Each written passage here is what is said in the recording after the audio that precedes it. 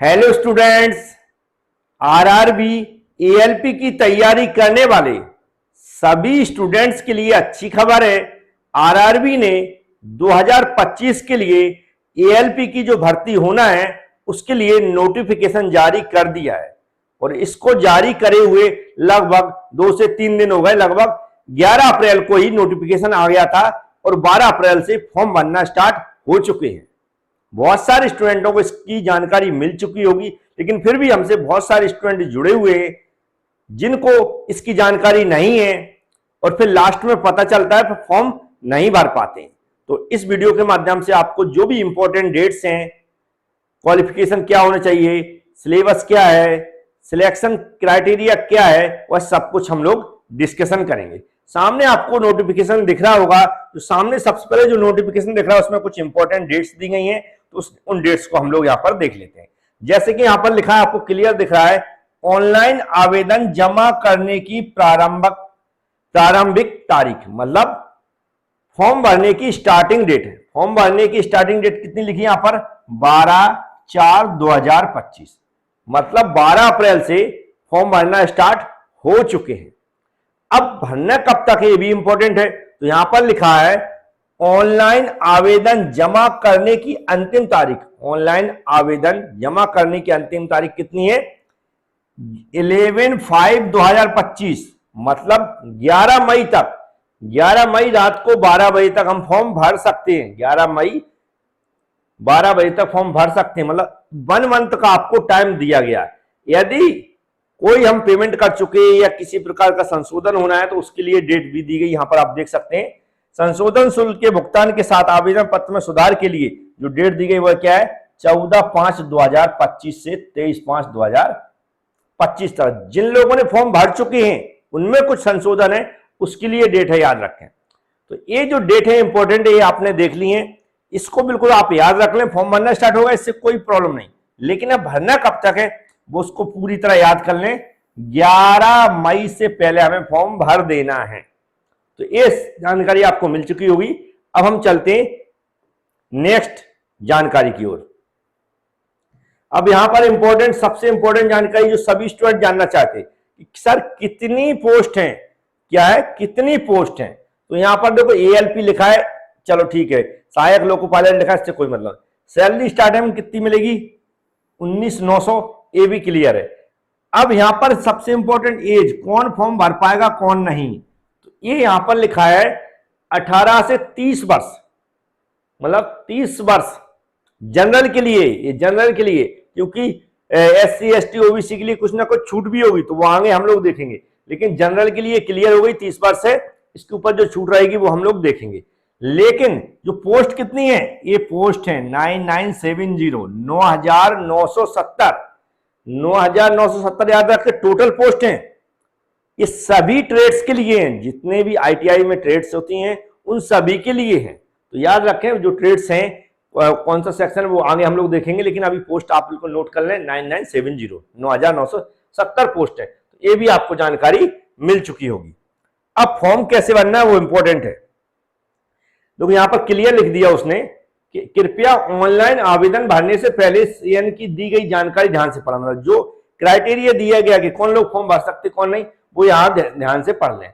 जो भी सेक्शन युक्त है वो नीचे दी गई, उसका कहना है, और नीचे इंपॉर्टेंट डेट्स रहती हैं उन्हीं पे हम बात करेंगे, क्योंकि बहुत सारी यहाँ पर लिखा रहता है, इससे हमें कोई मतलब नहीं। मेडिकल का भी रहता है क्योंकि ALP है, तो इसमें आई का भी सिस्टम रहता है, तो आई के लिए भी यहाँ पर जानकारी दी गई है, तो उसको भी हम नीचे देखेंगे।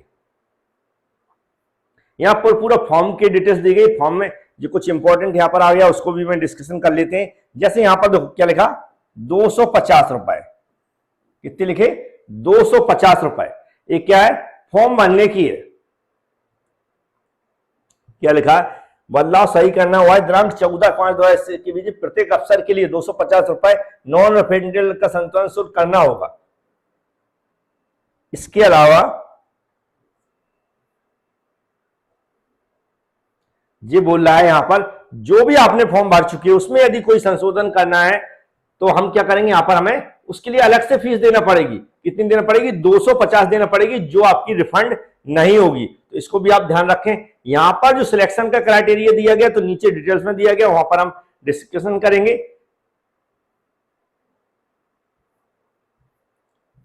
जो इंपॉर्टेंट यहां पर हम जानना चाहते हैं वो जरूरी है।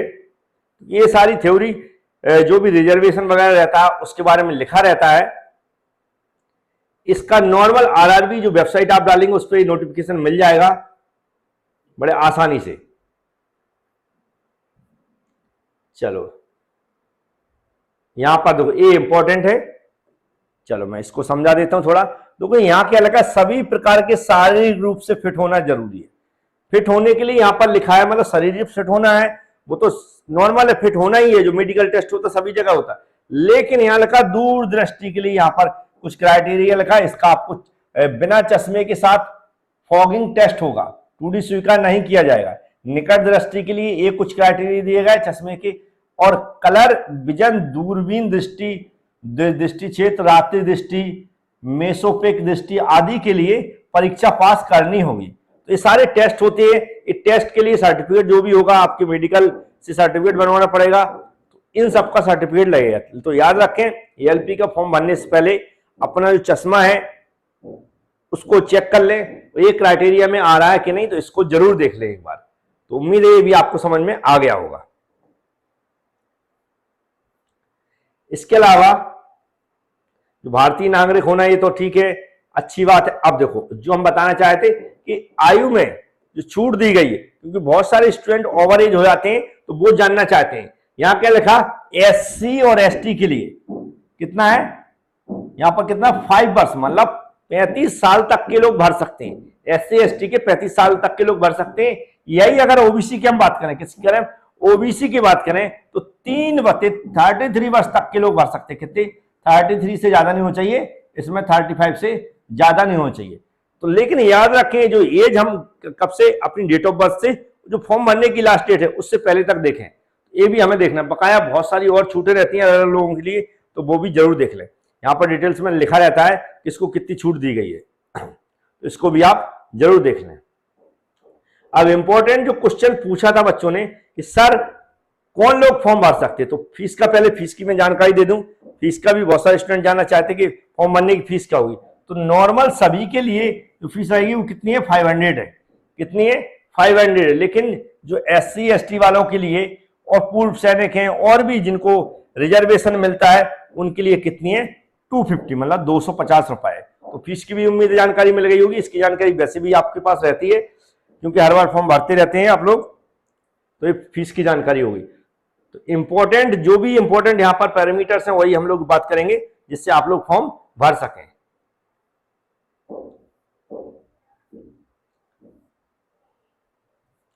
और भी कुछ ऐसी जानकारी होगी, इनको मैं आपको देता हूं।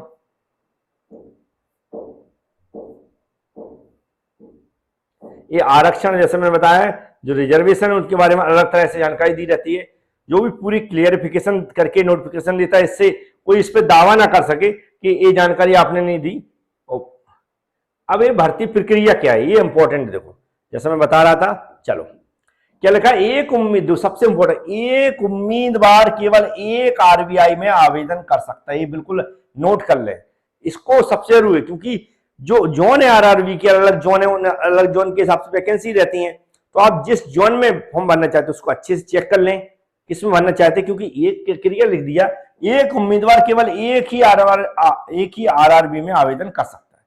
जो लिखा, पैरा इतने में उल्लिखित भाग लेने वाले आरआरबी की आधिकारिक वेबसाइटों में से किसी एक के माध्यम से केवल एक ऑनलाइन आवेदन प्रस्तुत करना होगा। एक आरबीआई या कई आरबीआई में एक से अधिक आवेदन करने पर, क्या लिखा, एक से अधिक आवेदन करने पर सभी आवेदनों को अस्वीकार कर दिया जाएगा और भविष्य में सीएएन के लिए आरआरसी में आवेदन करने पर रोक लगा दी जाएगी। तो क्लियर कर दिया, याद रखें। तो 2 फॉर्म भरने से पहले बचें। अगर आपने बहुत सारे फॉर्म भर दिए उन्हें अस्वीकार कर दिया जाएगा, आगे रोक भी लगा दी जाएगी फॉर्म भरने के लिए। तो याद रखें इस चीज को।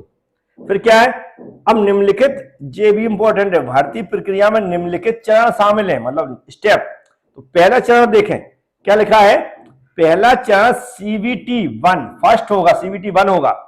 फिर क्या होगा, दूसरा चरण सीवीटी सेकंड होगा। तीसरा है कंप्यूटर आधारित योग्यता परीक्षा CBAT होगी, फिर होगी दस्तावेज सत्यापन होगा और चिकित्सा परीक्षा होगी, मतलब मेडिकल टेस्ट होगा। ये यहां पर जानकारी जो दी है ये क्या है, बिल्कुल सिलेक्शन की प्रक्रिया आप समझ लें। मतलब सबसे पहले हमें CBT 1 की तैयारी करना है, यदि CBT 1 में क्वालिफाई हो जाते हैं फिर कहीं CBT 2 का नंबर आएगा, तो ये जरूर याद रखें। तो हमें सबसे पहले CBT 1 की तैयारी करना है, जो ऑलरेडी बहुत सारे स्टूडेंटों को पता है। अब प्रथम चरण की तैयारी कैसे करना है, कुछ जानकारी दी गई यहाँ पर, उसको भी देख लेते हैं एक बार। तो यहां लिखा CBT 1 के बारे में, CBT 1 में केवल CBT 2 के लिए पात्र उम्मीदवारों को उनके सामान्य अंकों योग्यता के आधार पर शॉर्टलिस्ट करने के लिए एक स्क्रीनिंग परीक्षा होगी। स्क्रीनिंग केवल उसी RRB को चुनने वाले उम्मीदवारों के लिए CBT 1 में उनकी योग्यता के आधार पर होगी, याद रखें। अंतिम पैनल तैयार करते समय CBT 1 के अंकों की गणना नहीं की जाएगी। क्लियर कर रहा है, जो हमारे CBT 1 में मार्क्स आएंगे, जब हमारा फाइनल शॉर्टलिस्ट होंगे CBT 2 के बाद, उसमें इनके अंकों को जोड़ा नहीं जाएगा। तो क्लियर रखें, CBT 1 में सिर्फ क्वालिफाई करना जरूरी है, उनके अंकों का कोई इंपॉर्टेंस नहीं। ये लिखा है CBT 1 के पैटर्न और पाठ्यक्रम अवधि 60 मिनट के लिए होगा। CBT 1 कितने मिनट के लिए होगा, 60 मिनट के लिए होगा। और प्रश्नों की संख्या कितनी होगी, 75 होगी।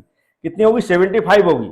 यहां लिखा अधिकतम अंक कितने होंगे, 75, मतलब एक नंबर का एक अंक पूछा जाएगा।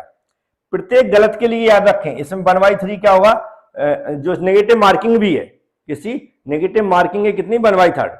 अब कई शिफ्टों में आयो CBT के लिए अंकों का सामान्यीकरण होगा, वो तो सभी को पता है, लेकिन यहां पर जो क्वालिफिकेशन है वो क्लियर लिख दिया उन्होंने।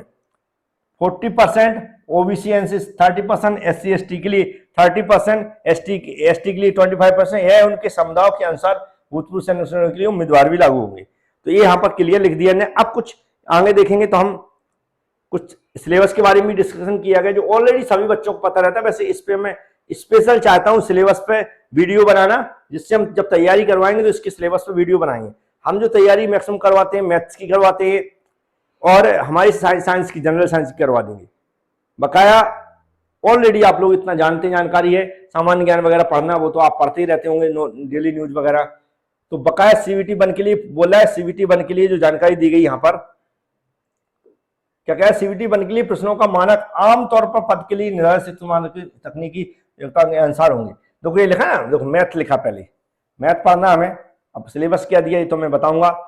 फिर दूसरा क्या गया, मानसिक क्षमता, मतलब रीजनिंग होती, मानसिक क्षमता, मानसिक क्षमता मतलब रीजनिंग हो। सामान्य विज्ञान है, इसके अंतर्गत पाठ्यक्रम में भौतिक, रासायनिक विज्ञान, 10वीं के अच्छे स्तर का जीव विज्ञान, इस तरह रहेगा ये।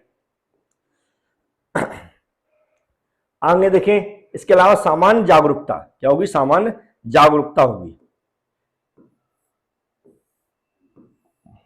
इसमें रासायनिक मामले, विज्ञान, प्रौद्योगिकी, खेल, संस्कृति, ये सारे दिए गए। सामान्य जागरूकता मतलब जो हम करंट अफेयर्स पढ़ते हैं उसके बारे में बात कर रहा है। अब यहाँ पर CBT 2 की बात की गई, तो CBT 2 को भी देखना जरूरी है कि हम योग्य हैं कि नहीं उसके लिए। तो CBT 2 में हम देखेंगे कि जो CBT 2 है, CBT 2 के लिए उम्मीदवारों की शॉर्टलिस्ट RRB बार और समुदाय बार उनके जो भी, मतलब कह रहा है CBT 1 जो भी आरक्षण है उसके अनुसार शॉर्टलिस्ट किया जाएगा। जो आरक्षण है उसके अनुसार शॉर्टलिस्ट किया जाएगा, वही लोग क्या होंगे, मान होंगे आगे CBT 2 देने के लिए। यानी का CBT 2 के लिए शॉर्टलिस्ट किए जाने वाले उम्मीदवारों की कुल संख्या प्रत्येक RRB के प्रति अनुसूचित प्रतियों की संख्या तो 15 गुना है। मतलब क्या कह रहा है, अगर 10 वैकेंसी है तो उसमें 15 का मल्टीप्लाई कर दो, मतलब 10 वैकेंसी 15 का मल्टीप्लाई, 150 लोग शॉर्टलिस्ट होंगे, मतलब 15 गुना शॉर्टलिस्ट होंगे जो वैकेंसी दी गई है टोटल, उसके अनुसार ये इसमें बोल रहा है। तो इसकी भी उम्मीद है जानकारी मिल गई होगी आपको। अब CBT 2 के पैटर्न कैसा है वो भी जानना जरूरी है, क्योंकि हम तैयारी करेंगे तो उसके हिसाब से तैयारी करना पड़ती है। तो क्या कहा है, CBT 2 का पैटर्न कैसा है, CBT में 2 भाग होंगे। कितने होंगे, 2 भाग होंगे, भाग A और भाग B नीचे दिया गया है, जिसमें कुल अवधि कितनी, 2 घंटे 30 मिनट, मतलब 2.5 घंटे का पेपर होने वाला है, जिसमें 175 टोटल क्वेश्चन पूछे जाएंगे। टाइम कितना, 90 मिनट, और 100 क्वेश्चन होंगे, फिर 60 मिनट 75 क्वेश्चन होंगे। मतलब जो नॉर्मल क्वेश्चन होंगे, सामान्य ज्ञान और गणित विज्ञान ये सब कुछ होगा, वो कितने 100 क्वेश्चन आएंगे, 90 मिनट में सॉल्व करना होगा। CBT 2 की बात कर रहे हैं, CBT 2 में 2 भाग रहेंगे, और फिर जो तो आपकी ट्रेड से रिलेटेड है उसमें 75 क्वेश्चन आएंगे, उनको हमें 60 मिनट में करना होगा। प्रत्येक गलत के लिए यहाँ पर भी नेगेटिव मार्किंग है, कितनी, 1/3। तो ये भी आपको जानकारी मिल गई होगी। तो बकाया मैं इस पे वीडियो बनाऊंगा डिटेल्स में, लेकिन अभी जो भी सिलेबस वगैरह है लगभग जो मैंने पिछले नोटिफिकेशन में बताया था उसके अनुसार ही है, लेकिन जो जानना चाहते कि फॉर्म कौन लोग भर सकते हैं वो क्लियर यहां पर ये जरूर देख लें। सेक्शन योग्यता देखो, इलेक्ट्रिकल इंजीनियरिंग की विभिन्न धाराओं का संयोजन, इसके लिए कौन कौन भर सकता है? Electrician, instrument mechanic, wireman, armature coil, wider, refrigeration and air conditioning mechanic. ये किसके लिए? ये ट्रेड होंगी, इन ट्रेड के लोग इस कैटेगरी में फॉर्म भर सकते हैं, फर्स्ट वाली। सेकंड कैटेगरी इलेक्ट्रॉनिक्स इंजीनियर की विभिन्न धाराओं के आयोजन के लिए, इसके लिए इलेक्ट्रॉनिक्स, मैकेनिक और मैकेनिक, रेडियो, टीवी, ये लोग फॉर्म भर सकते हैं। मतलब इस ट्रेड से आपने आईटीआई की, याद रखें ये क्या है, आईटीआई की ट्रेड्स हैं और जिस टाइप का आपको काम करना वो यहां पर लिखा हुआ है। फिर मैकेनिकल इंजीनियरिंग टाइप का जो काम है, मैकेनिकल इंजीनियरिंग की विभिन्न धाराओं में, उसमें मैकेनिकल का जो मैकेनिकल से रिलेटेड काम है उसके लिए आईटीआई होनी चाहिए कि फिटर में होनी चाहिए, मैकेनिक में होनी चाहिए, मोटर वाहन, tractor mechanic, diesel Turner machinist, refrigeration and air conditioning mechanic, heat engine और मिलराइट और मेंटेनेंस, इनमें आईटीआई आपकी होना चाहिए। फिर क्या, ऑटोमोबाइल इंजीनियरिंग और ऑटोमोबाइल इंजीनियरिंग की विभिन्न धाराएं, जिसमें मैकेनिक की बात हो गई, मोटर वाहन, ट्रैक्टर है, मैकेनिक डीजल हो गया, हीट इंजन की बात हो गई, रेफ्रिजरेशन एंड एयर कंडीशनिंग। तो ये जो आईटीआई की ट्रेड्स हैं याद रखें, यहां से क्लियर दिख रहा है कि आईटीआई की ट्रेड्स वाले स्टूडेंट फॉर्म भर सकते हैं। अब इंपॉर्टेंट क्या, जो करंट स्टूडेंट जो अभी पढ़ रहे हैं उसमें क्लियर लिखा है फॉर्म में कि फॉर्म भरने से पहले आपकी आईटीआई कंप्लीट होनी चाहिए, पास आउट हो जाना चाहिए। यदि आपका रिजल्ट नहीं आता है, वेटिंग है, तो आप फॉर्म नहीं भर पाएंगे, क्लियर लिखा है। वेटिंग स्टूडेंट और परस्यूइंग स्टूडेंट फॉर्म नहीं भर पाएंगे। तो ये भी आपको जानकारी मिल गई होगी। तो उम्मीद है कौन कौन फॉर्म भर सकता है, कौन से ट्रेड के स्टूडेंट भर सकते हैं। अब बकाया यहां पर जो डिटेल्स दी गई है वो सारी जानकारी दी गई, इनके बारे में हम चर्चा करेंगे। लेकिन जो आरआरबी जोन है उनमें जो वैकेंसी दी गई उनको भी थोड़ा सा देख लेते हैं। ये वो जानकारी रहती है जो इतना सारा लिखा रहता है। जी बहुत सारी वेबसाइट हैं अलग अलग आरआरबी की दी गई हैं, जो कि सभी को नेट पे गूगल पे सर्च मार देंगे तो मिल जाएंगी। इसमें कोई भी ज्यादा इतना दिमाग नहीं लगाना, या ऑलरेडी आप लोग फॉर्म भरवाते हैं जिस कंप्यूटर सेंटर से वो बता देगा।